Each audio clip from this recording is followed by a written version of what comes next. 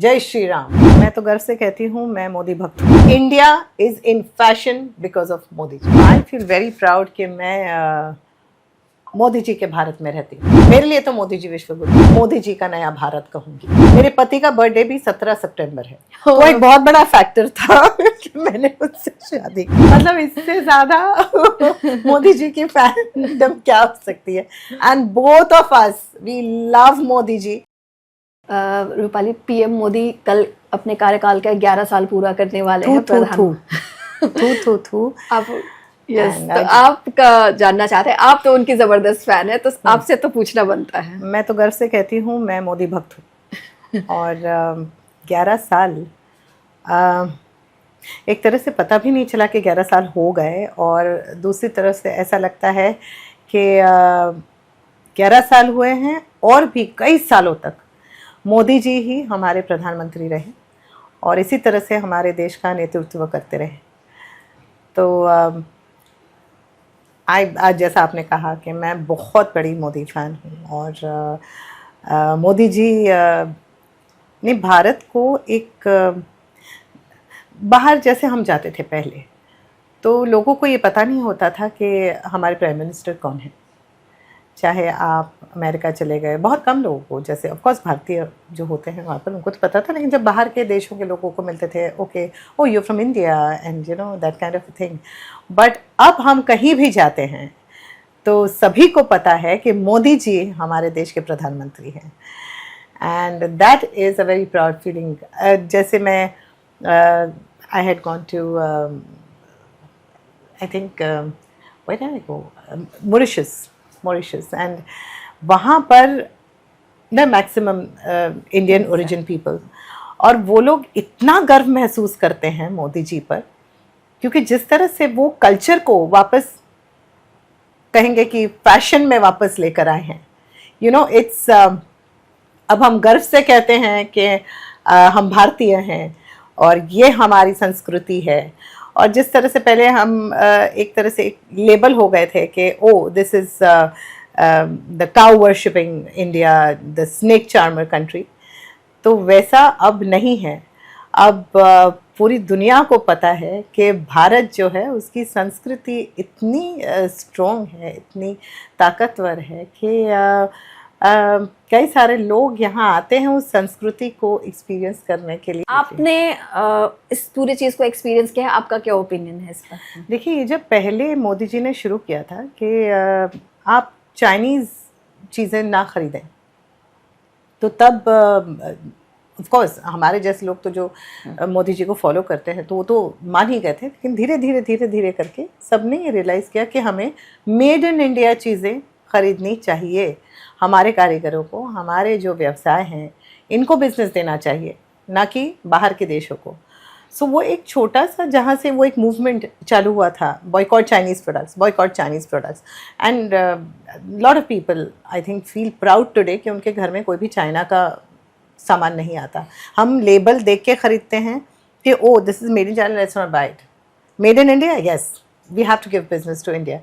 तो ये छोटी छोटी चीज़ें करके आज आई एम नॉट सेइंग कि वो एक ही चीज़ रिस्पॉन्सिबल थी, बट वो मैं एग्जांपल दे रही हूँ कि एक हम जैसे कॉमन पीपल के लिए वो एक शुरुआत थी कि to take pride in our economy, कि एवरीबडी स्टार्टेड थिंकिंग कि हम इंडिया को बिजनेस दें। मुझे भी जैसे अगर कहा जाता था कहीं चलो वेकेशन के लिए कहीं बाहर चलते हैं, तो इट वाज कि no let's give business to India. And तो आप चाहे वेकेशंस यहाँ करें, आप चाहे सामान यहाँ का ख़रीदें, आप इन्वेस्टमेंट्स यहाँ करें, सब कुछ मिलाकर एक तरह से, and the ease of business जो बाहर के देशों को हमारे देश के साथ हो गया है कि oh you can invest in India, Indian government will give you full support. चाहे वो बड़ी बड़ी इंडस्ट्रीज़ आ रही है, चाहे एप्पल आ रहा है हमारे यहाँ पर इंडिया में, and you no it is a very big deal. हमने कभी सोचा भी नहीं था कि एप्पल प्रोडक्ट्स का उत्पादन हमारे यहाँ होगा, या फिर ये फला कंपनी की चीज़ें यहाँ बनेंगी। स्मॉल थिंग्स, इवन जो सारे उद्योगपति थे उनके लिए भी, because of ease of business, because of transparency, it became easier for them to deal with their country. rather than some outside country. तो आउटसोर्सिंग जो है वो कम हो गई और हमारे हिंदुस्तान को जो बिजनेस बढ़ा है, everything that was because of Modi ji और उनकी सरकार। और अब आप बिजनेस बढ़ने की बात बोले तो साथ ही अभी आपने सुना होगा कि इंडिया दूसरे कंट्री को डिफेंस इक्विपमेंट सप्लाई कर रहा है। अगेन किसने सोचा था ये? क्या आपने 11 साल पहले ये सोचा था? आज दुनिया के बच्चे बच्चे को ब्रह्मोस मिसाइल के बारे में पता है। आज सभी को पता है कि इंडिया ने अपने जो 26 सिविलियंस के साथ जो हुआ उसका इस तरह से बदला लिया, बढ़कर बदला लिया, सीना ठोक कर बदला लिया। ये नहीं कि हम बाकी देशों के पास गए कि प्लीज़ हमें मदद कर दीजिए, हमारे देश के साथ ये हो रहा है। हमें किसी की मदद नहीं चाहिए। और ये मोदी जी हमेशा अपने हर स्पीच में कहते हैं कि we will make India self reliant and that is what we are working towards. So fourth तो क्या, इट्स लाइक वो हर जगह कहते हैं कि very soon will be the third largest economy. And जब मोदी जी ऐसी बात बोलते हैं तो मैं उसमें पूरा पूरा विश्वास करती हूँ, क्योंकि मैं जानती हूँ कि मोदी जी अगर हमें 4th नंबर पर 4 नंबर पर लेकर आए हैं तो 3 पर भी जाएंगे और हम वो भारत का जो पुराना गोल्डन समय था वो फिर से आएगा। And I just feel very proud. Operation Sindoor जो पूरा हुआ तो हर किसी के अपने व्यूज थे, अपने ओपिनियन थे उसको लेकिन, लेकिन ये था कि वो वक्त ऐसा था कि मोदी जी की वजह से देश में ज़बरदस्त यूनिटी थी। और जिस तरह एक न्यूक्लियर पावर, पाकिस्तान ने जो ब्लफ हमेशा किया न्यूक्लियर पावर, उस जिस तरह से उनको अंदर जाके मारा, तो ये एक ना सिर्फ भारत बल्कि दुनिया भी इसको एक्नॉलेज कर रही है। तो इसको आप किस तरह से देखती हैं? ऑपरेशन सिंदूर हर भारतीय के लिए गर्व की बात है, चाहे वो उरी हो, चाहे वो ऑपरेशन सिंदूर हो।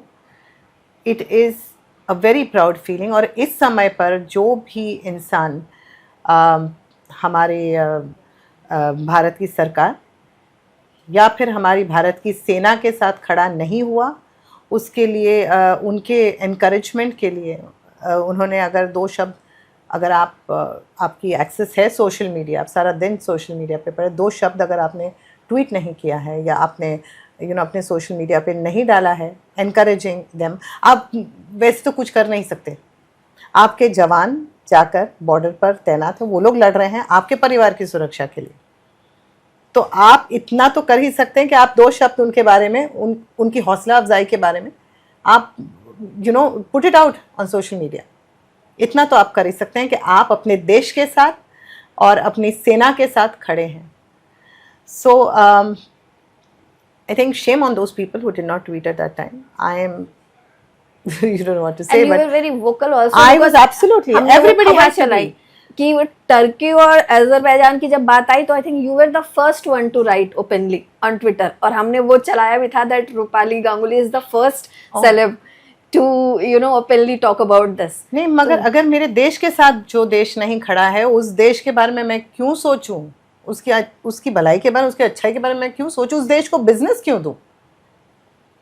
मतलब सारे भारतीय, जितना हम टर्की घूमने जा रहे थे, हम अजरबैजान घूमने जा रहे थे, क्यों जाएं? क्यों बिजनेस है? Because tourism is a very big thing. I remember 2008 में मेरे हस्बैंड यहाँ पर भारत यात्रा लेकर आए थे, 2008-2007, एंड गुजरात में गए थे। हम मोदी जी से मिले थे, he was the chief minister थे।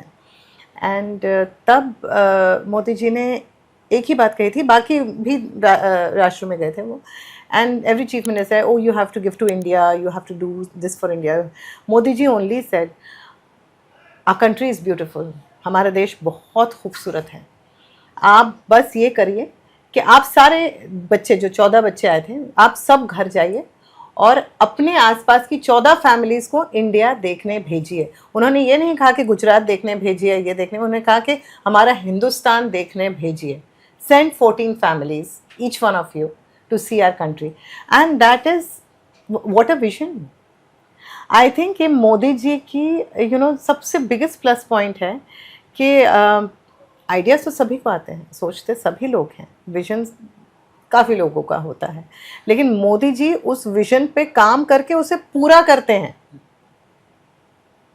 मतलब ऐसा नहीं है कि अच्छा ये इन्होंने बोला है तो ये होता रहेगा भाई, 2 साल में ये होता रहेगा, 3 साल में होता है, होगा होगा नहीं होगा नहीं होगा, नहीं, ये बोला है तो ये होगा ही, और ये विश्वास मोदी जी ने हमें दिया है.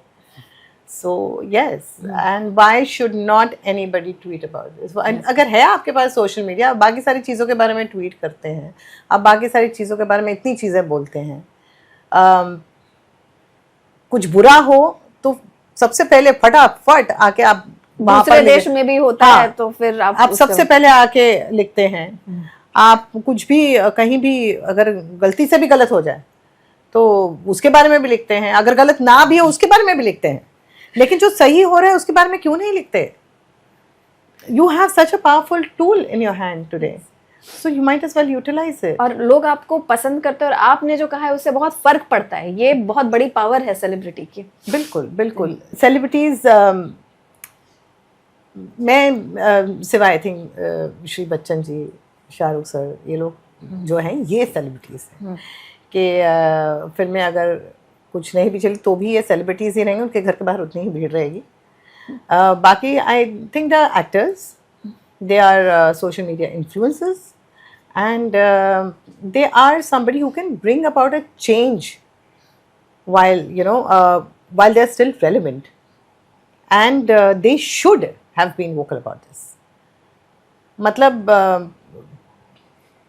एक जो it was such a big achievement. ISRO has done, किसने सोचा था कि warfare में हम इतनी सारी नई नई चीजें लेकर so many things have come out. We didn't even know. Now I know मेरा टैक्स का पैसा कहाँ जा रहा है. And every Indian should be proud to pay taxes because आपके पैसे सही जगह पर जा रहे हैं. हम टीवी के लोग हैं, हमारे तो सारे चेक्स ही आते हैं. So I am very proud to pay taxes and I am very happy. I just hope every Indian pays their taxes because now you know कि आपका पैसा आपके परिवार की सुरक्षा के लिए इस्तेमाल हो रहा है, आपके देश की सुरक्षा के लिए इस्तेमाल हो रहा है. आमतौर पर ये होता है कि जो एंटी इनकम्बेंसी फैक्टर होता है उसके चलते नेताओं की पॉपुलैरिटी कम हो जाती है, बट पीएम मोदी की पॉपुलैरिटी और बढ़ी है. थू और बढ़ती रहे. मोदी जी को हमारी उम्र भी लग जाए. तो ये आपने अब बहुत ट्रैवल करती हैं, लोगों के पास जाती हैं, तो ये आपने देखा है, मतलब कुछ महसूस किया है इस तरह की चीज़? देखिए कितनी सारी चीज़ें की हैं. अगर हम देखने चाहें तो आप चाहे वो जनधन योजना हो, ठीक है, किसने सोचा था कि एक सब्जी वाले के पास आप 40 रुपए भी बिना कैश के दोगे? हर एक के पास आज आप यूपीआई से या भीम ऐप से आप पैसे देते हो, है ना. तो ये हमने कभी सोचा भी नहीं था 11 साल पहले कि ऐसा होगा. हर किसी के पास दोज पे ऐप्स हैं, सबके पास हैं, चाहे वो औरत हो चाहे वो मर्द हो. सरकारी योजना के पैसे डायरेक्टली उनके exactly. So that means there have been so many accounts open digitally. That means हर किसी का देश के विकास में एक कंट्रीब्यूशन है. Everybody is contributing to the country's growth by having an account. कितने सारे नए अकाउंट्स खुले हैं. चाहे वो आप medical students, seats I think कुछ 53,000 समथिंग थी, एंड पीजी जो मेडिकल स्टूडेंट्स की seats something 31,000 something, and that has doubled, 118,000 seats plus, and something about 74,000 I think PG seats now for medical students. Then आपके AIIMS 8 ही थे, 15 more have been added. IITs have been added. 23 हो गए हैं, 15 से अब 23 हो गए हैं. तो वो जो मेडिकल सीट्स की वो सब मारामारी थी. एक तो कोविड में सबसे आगे बढ़कर आया है हमारा भारत देश. 200 कंट्रीज के ऊपर हमने मदद की कोविड वैक्सीन, जबकि अपनी खुद की तादाद पॉपुलेशन इतनी ज़्यादा है, 140 करोड़ से भी ज़्यादा की आबादी है हमारी. उनको सबको वैक्सीनेट करके उसके बावजूद हमने दूसरे देशों की मदद की है. और एवरीथिंग, चाहे वो आयुष्मान भारत हो, हर किसी को 5 लाख का इंश्योरेंस किसी ने सोचा था. And there is so much of transparency that has come in. जो काफ़ी सारा कैश में चीज़ें चलती थी वो काफ़ी हद तक कम हुई है। जो बाहर के देशों से जो नकली नोट आते थे वो कहाँ है, अब नहीं सुनाई पड़ रहा उस बारे में, है ना। So there are so many things, मतलब अगर गिनाने जाऊँ तो शायद पूरा दिन लग जाए यहाँ पर, जो जो मोदी जी ने इस देश के लिए किया है। और बहुत किस्मत वालों की बात है, बहुत किस्मत की बात है, इस देश का भाग्य अच्छा है कि मोदी जी जैसे प्रधानमंत्री हमें मिले हैं, जिन्होंने काया पलट कर दी है। आज हम किसी के पास कटोरा लेकर नहीं जाते कि हमारे देश को फंड्स दीजिए, हमारे देश को फंड्स दीजिए। हमारा देश खुद इतना सक्षम हो गया है कि वो अपने फंड्स भी जनरेट करता है, अपने मिसाइल्स भी लगाता है। और एक इंसान ने आकर ये बता दिया, पूरी दुनिया को बता दिया कि अगर आप सिर्फ देश के बारे में सोचो, अगर आप सिर्फ निस्वार्थ मन से सेवा करो तो क्या क्या नहीं हो सकता, आप क्या कुछ नहीं कर सकते। और मेरे लिए तो मोदी जी विश्व गुरु हैं। मैं देखना चाहती हूँ उन्हें वो विश्व गुरु बनते हुए। और even yoga is back in fashion. आप देखिए यूनाइटेड नेशंस ने रिकॉग्नाइज किया है, योगा दिवस है। योगा जो हमने हमारे पूर्वजों की सालों की चीजें वो भी फैशन में आ गई है। India is in fashion because of Modi ji, and I am very proud to be a part of. मैं मतलब ड्यू रिस्पेक्ट मैं इसे मोदी जी का नया भारत कहूँगी। That's great. और वैसे ये हमारा वो नहीं, लेकिन हम जानना चाहते हैं because we were having a conversation कि आप तो ऑफिशियली बीजेपी के मेंबर हैं, लेकिन आपका काम इतना स्ट्रेसफुल है, इतने घंटे, तो मतलब कभी ऐसा मौका जब मिलता है कि आपको जाकर कैंपेन करना हो, ये सब करना हो, तो कैसे मैनेज करती हैं? ये एक बहुत ही स्ट्रेसफुल काम रहता है। मैं सच कहूँ Anupama, I feel so good saying that name. And ये हमारे प्रोडक्शन हाउस है राजन जी का, director's cut production, they are very supportive about something like this. वो लोग भी बहुत ज़्यादा देशभक्ति में विश्वास रखते हैं। तो चाहे वो एक टाइम पर जब हम जय श्री राम नहीं बोल पा रहे थे, तब हमने अनुपमा में सबसे पहले बार जय श्री राम डंके की चोट पर उसमें बोला था। I think it was 4-5 years back, and Jai Shri Ram करके अनुपमा ने कहा था। और they have been very supportive. In fact Rajan ji खुद श्री नरेंद्र मोदी जी के बहुत बड़े फ़ैन हैं। और मैं पता मैं क्या ही कहूँ, मेरे पति उनको मोदी जी जब मिले थे तब he was so impressed by him. He said कि आपको आकर हिंदुस्तान के लिए काम करना चाहिए। And he took an early retirement from his job and then he moved back to India and he is doing so much सेवा हियर। मतलब ऐसा नहीं है कि कोई बहुत एक्सपेक्टेशंस है, बट मेरे पति का बर्थडे भी 17 सितंबर है। वो एक बहुत बड़ा फैक्टर था कि मैंने उससे शादी की। मतलब इससे ज्यादा मोदी जी की फैंडम क्या हो सकती है। And both of us we love Modi ji. In fact मेरी टीम, शिव भैया, ये सारे, हम सुबह आते हैं, पता है मोदी जी ने ये क्या, पता है मोदी जी ने ये, पता है ये हो रहा है हमारे भारत में, पता है ये हो रहा है।